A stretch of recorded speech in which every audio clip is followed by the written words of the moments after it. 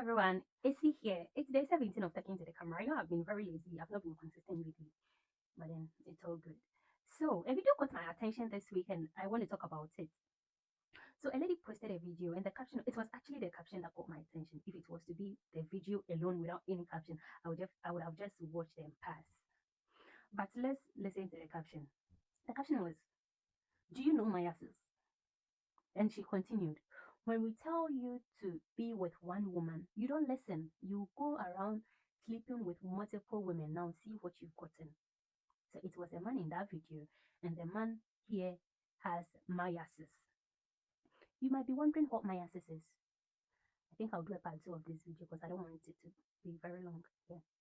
What Myiasis is. So Myiasis is simply a condition where a fly larvae or the maggot, right, is being laid in a human or an animal's tissue. So a fly would basically lay its egg on a human being, or a live human being. The human being is alive, and then the larva or the fly will lay the eggs in the person's tissue. That's Myiasis. So it could be a human being, it could be an animal, provided it's a living organism. That's it. So the guy has penile Myiasis. So this Myiasis is in his penis. That's what was in that video that I watched. So in simple terms, the guy has maggots in his penis. Okay, so this is the first part of the video. I'll do a part 2 and I'll be back soon. Bye. And I'm back again with part 2. So as I ended, this guy in the video has maggots in his penis. Let me tell you the types before I continue. We have cutaneous Myiasis, that's the skin. So it is when the infection is in your skin, happens on your skin. The insects bore into your skin and then lays their eggs there, and it appears like a boil. And then sometimes you could even see movement in that particular area. That's the cutaneous Myiasis. Then we have the wound Myiasis. So the wound Myiasis is when there is a break in the skin's continuity or the skin's barrier, or there is a wound or an ulcer. And then these flies lays their eggs in it, most of the time an untreated wound, and this is the most common one. And then another one is the cavitary or the cavity Myiasis. So cavity is body openings. So it could be your eyes, it could be your nose, it could be your mouth, it could be your ears, any opening in your body that you could ever think of. Myiasis can occur. All right, so that's the types of Myiasis. Okay, so let's get into it. Why would the lady think Myiasis is a sexually transmitted infection? Because looking at the caption, it means that the guy got the Myiasis out of sexual intercourse, right? He got the Myiasis because he had sex with someone, and probably the person that he had sex with has given him the Myiasis. So Myiasis is not a sexually transmitted infection, but an existing sexually transmitted infection can lead to Myiasis. Do we get the difference?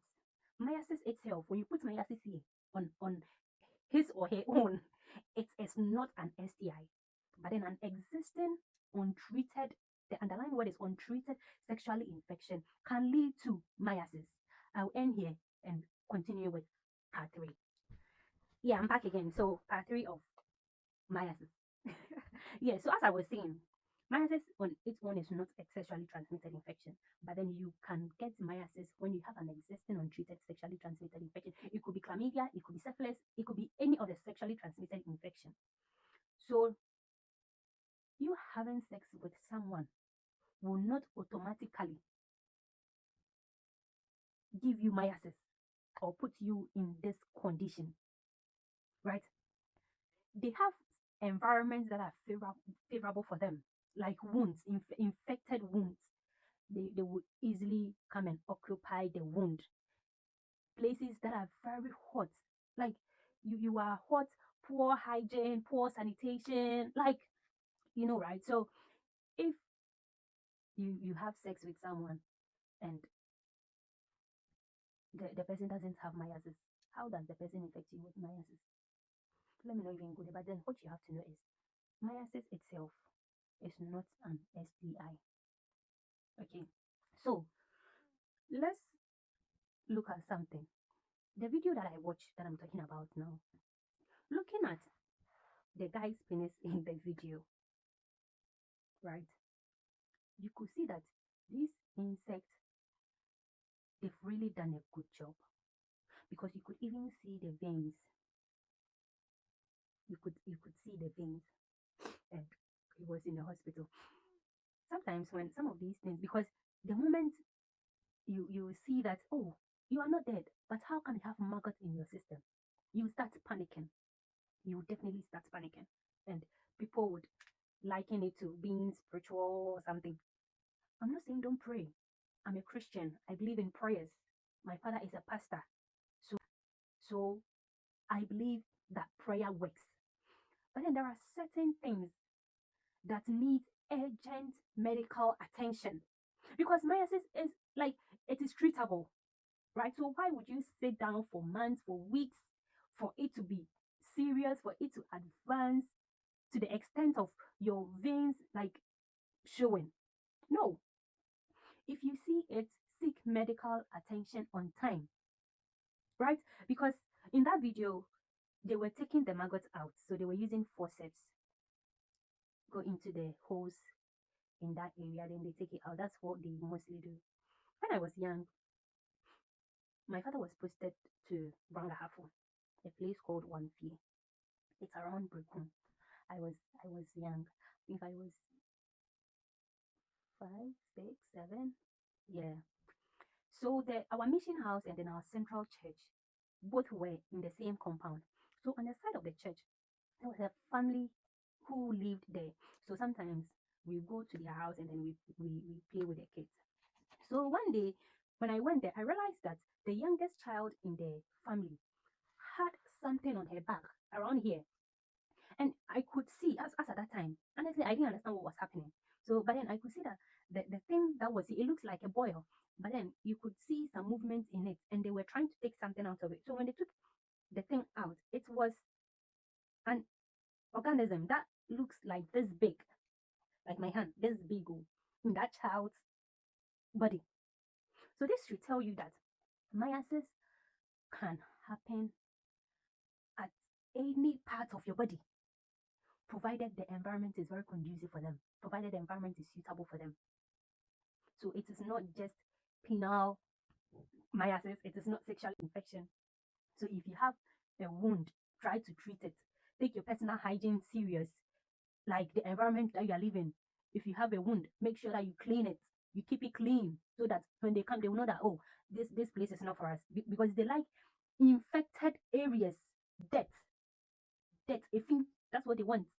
So if you keep your wounds dirty, if you keep your wounds unkept, then you are not far from getting myiasis.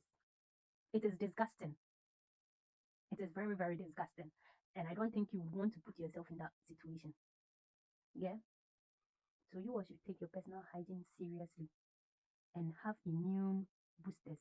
Like boost your immune system so that whenever you have any wound, you have like you fall sick or something, your system can fight it for you properly, like sharp, before the thing gets serious for other conditions to set in.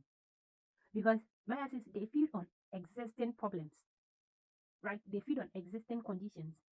So you have something there already, then they will come and add up. So please, myiasis is not STI. It is not sexually transmitted. So if you have any sexually transmitted infection, treat it ASAP before this myiasis they start feeding on what you have already. Okay, so I hope this little information helps. I hope it helps. Take care of yourself. Take your health in your own hands. Because these days, let me not go there. But then I will end here. If you have anything, any question, any contribution, anything at all that you want to add, you can just leave it in the comment section. I will see you all in my next video. Until then, happy Valentine's Day.